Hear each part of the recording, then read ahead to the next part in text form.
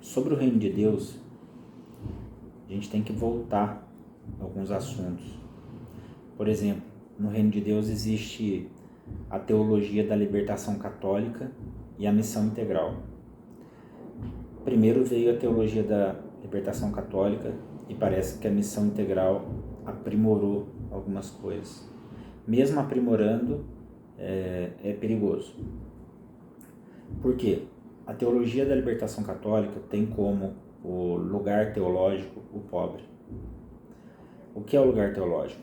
O lugar teológico é onde você encontra Deus. Mas o foco deles, do encontro com Deus, é o pobre. E eles têm base bíblica para isso.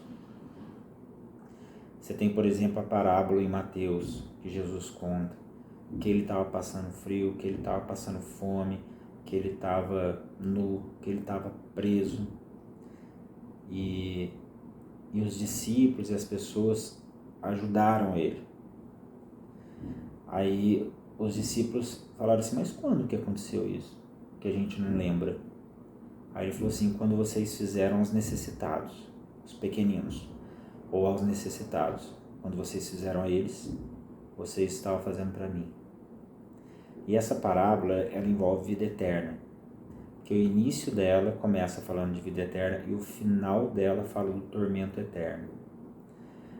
Tem base bíblica para isso. Lugar teológico necessitado.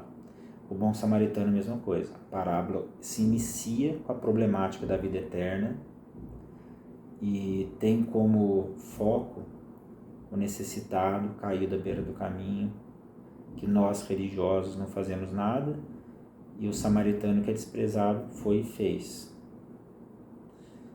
E então, o que diz a teologia da libertação católica e a missão integral?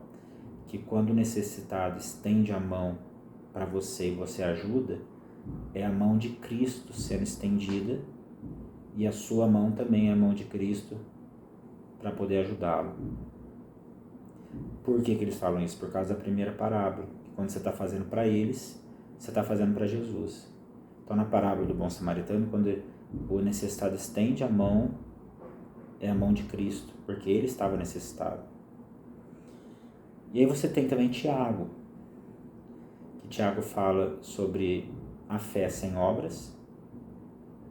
E ele explica muito bem, dando exemplo, né, disso.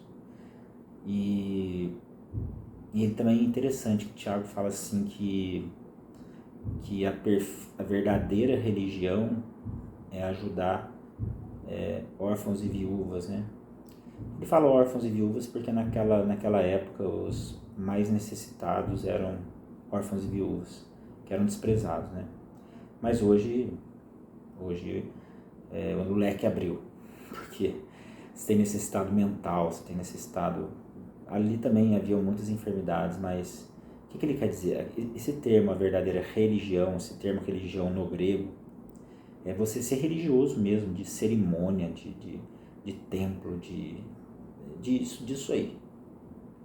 De ficar, de fazer sacrifício, de ficar no templo. Então, o que me parece que ele quis dizer, que eu entendo assim? Se você quer ser assim, um religiosão, então ajuda órfãos e viúvas. Perfeito.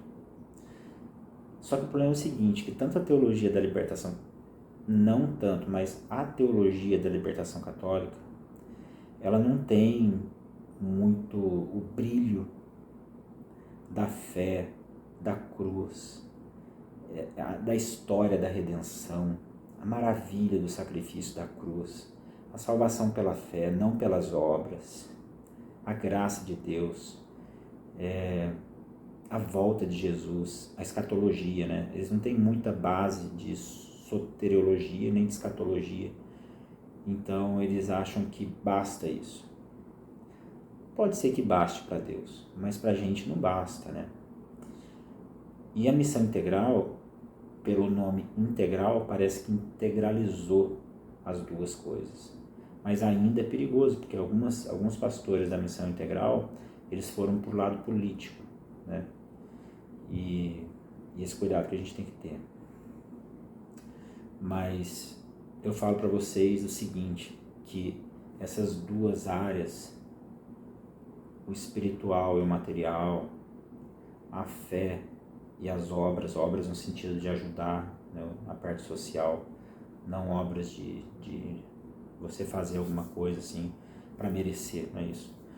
Mas essas duas partes, elas não podem se separar, elas são indivisíveis, não tem como se separar.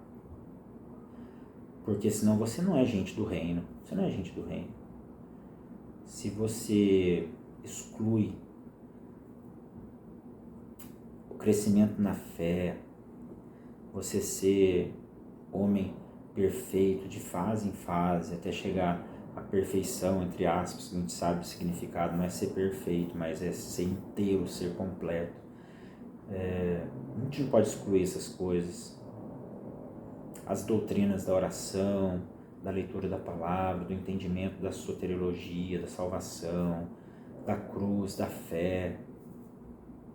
A gente não pode excluir isso. Pode excluir a maravilha da história da cruz, a maravilha da salvação, né? E ao mesmo tempo a gente não pode excluir o necessitado. E muitas vezes a gente anda nos dois extremos, né? Tem aquele que acha que viver ajudando as pessoas basta. Então ele não exercita a sua fé, ele não exercita a sua parte espiritual. Mas eu acho que é pior aquele que acha que viver o sistema religioso, em alguma denominação ou não, o cara basta, entendeu? O cara é focado naquilo e só faz aquilo. Ele tem que fazer relatório, ele tem que fazer relatório de dízimo, ele tem que ensaiar, ele tem que pregar, ele tem que... É só igreja. E não tem movimento em relação ao próximo. Então a gente tem que dosar isso. Tá certo que alguns têm tendência à igreja. Só que eu vou falar pra você, anda com uma Bíblia embaixo de um braço e uma cesta básica embaixo do outro. Não esquece não. Por mais que você tenha tendência a ser uma pessoa eclesiástica, e você que tem a tendência em focar no próximo, lembra que nós temos a inteligência que o Espírito Santo nos deu para aprendermos cada vez mais em relação ao seu projeto, ao seu reino, a cruz de Jesus e a história da salvação, a fé. São coisas indivisíveis, não tem como você separar isso. Eu sou de igreja, eu sou de projeto social, não tem como. Você tem que ser os dois. Eu acho muito, se você for errar, falhar nisso, eu prefiro errar ajudando as pessoas. Porque você errar sendo religioso é feio, hein?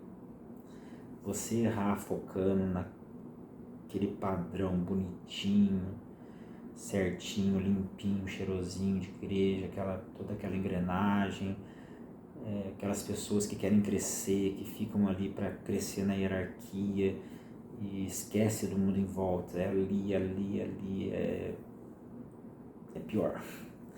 Eu, pelo menos na minha balança, quando eu quero fazer os dois, eu acho que sai perdendo o religioso, porque a sua verdadeira religião deveria ser tanto fazendo a parte cerimonial e eclesiástica, mas também ajudar órfãos e viúvas.